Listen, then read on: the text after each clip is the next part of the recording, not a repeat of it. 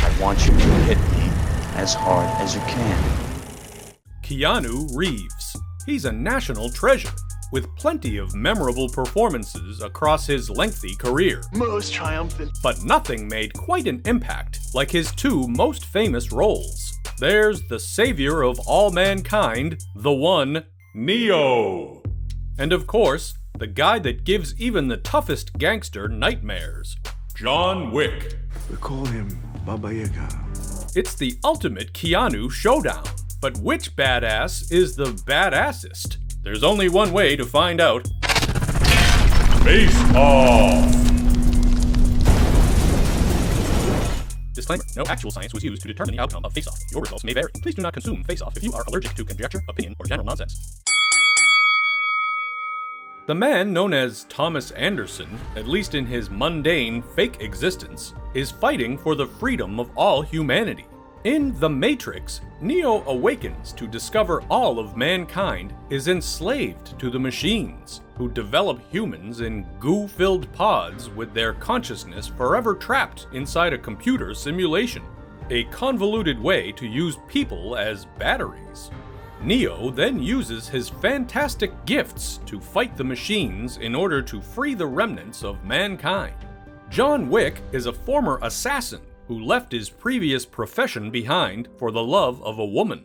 When she passes away from cancer, he receives one last surprise from her when a puppy is delivered to comfort him in his grief. But when an encounter at a gas station results in some thugs breaking into his house to teach him a lesson, they kill his new dog.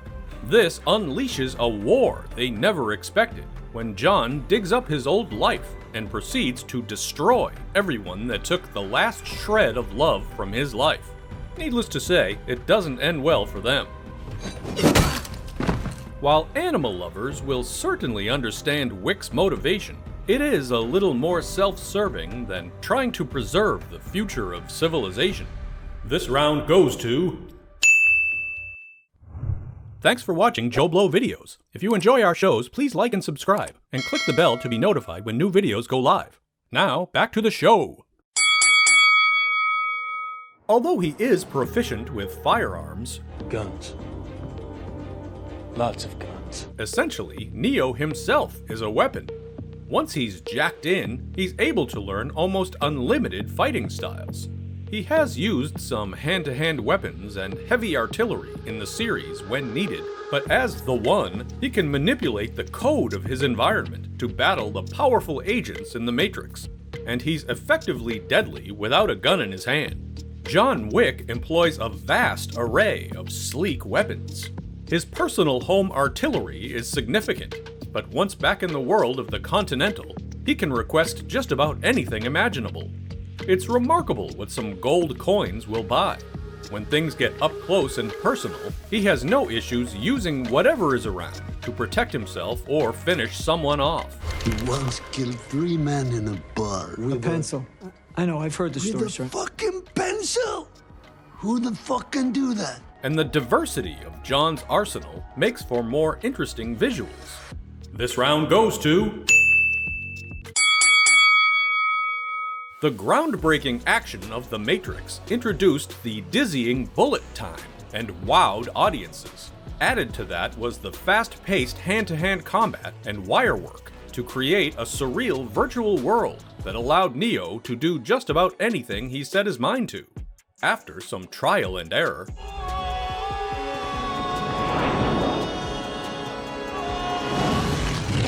once he mastered the Matrix, he even had the ability to fly. These elements came together to produce exhilarating flow and amazing new visuals. While John Wick is a master at martial arts, arguably this is strictly an evolution of the gritty action style popularized by the Bourne series. It may not be overly original, but Reeves and the talented stunt team reach new limits of stylish gunplay and close quarters combat with interesting use of props, not to mention some intense vehicular action.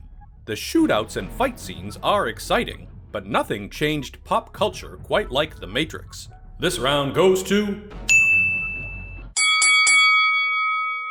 Neo and our heroes escape the ratty post-apocalyptic wardrobe of reality by suiting up with style inside the Matrix, bordering on goth fetish territory with lots of monochrome leather and latex.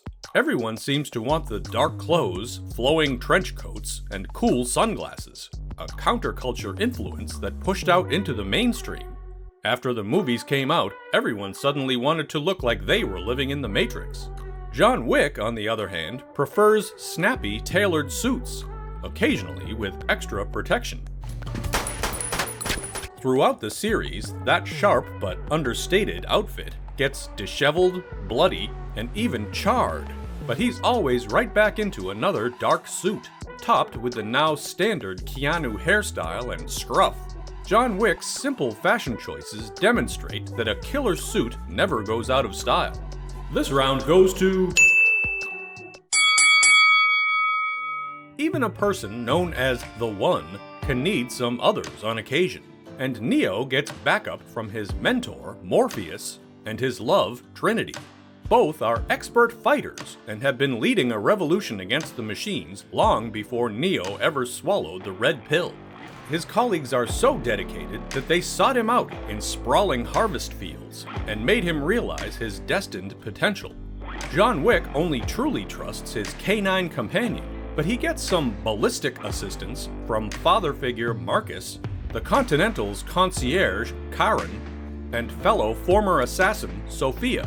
When John's vengeful streak lands him in deep shit, he finds some level of support from Continental manager Winston, and underground crime lord the Bowery King, played by a familiar face. Sure, he sometimes needs precious coins and other leverage to acquire supplies and services, instead of good old-fashioned loyalty, but John has some impressive and lethal talent on his side. This round goes to... While the machines in general are a constant source of danger in the Matrix, the real villain of the trilogy is, of course, Agent Smith. This rogue program does his best to hunt down and eliminate Neo, leading to some incredible fight scenes between the two, or more than two, as the case may be. While his new assimilation ability presents a whole other set of challenges to Neo, even the Matrix itself can't contain Smith, and he escapes and plans to conquer the real world as well. Hugo Weaving gives Agent Smith such an evil and menacing aura that it's believable he might actually win.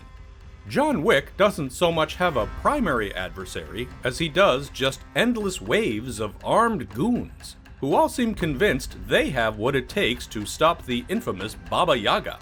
There is John's intimidating former boss, and some tenacious henchpeople, and of course, the dog-killing, car-stealing gangster who sets the revenge in motion. But overall, navigating the complex bureaucracy behind the Continental doesn't have quite the same satisfaction as an epic brawl with a super-powered nemesis. You hear that, Mr. Anderson? That is the sound of inevitability. This round goes to... The Matrix was so full of unforgettable moments that it's been referenced and parodied in practically every corner of pop culture. The term bullet time became shorthand for just about anything Matrix related. The wild action of the original movie's lobby scene became a signature of the series, and pressured the Wachowskis to take things to new extremes, giving us the sequel's insane freeway chase and an army of Agent Smiths, culminating in a destructive final showdown with Neo.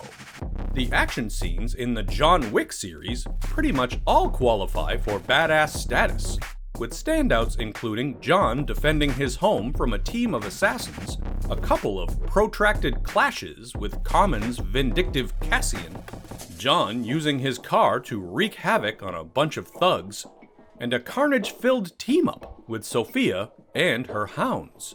But the inherently grounded nature doesn't have quite the same spectacle as the gravity-defying conflicts of the Matrix. This round goes to... While we're all enjoying Keanu Reeves' second renaissance as an action star, I'm thinking I'm back. It's obvious that his time in the Matrix movies helped propel him to where he is today. Without Neo, there probably wouldn't even be a John Wick. Neo set the standard for just about every action flick that came after The Matrix. Of course, Neo and John Wick aren't nearly finished just yet, and each has more action to deliver beyond their initial trilogies. For now, though, Neo truly is the one. Whoa.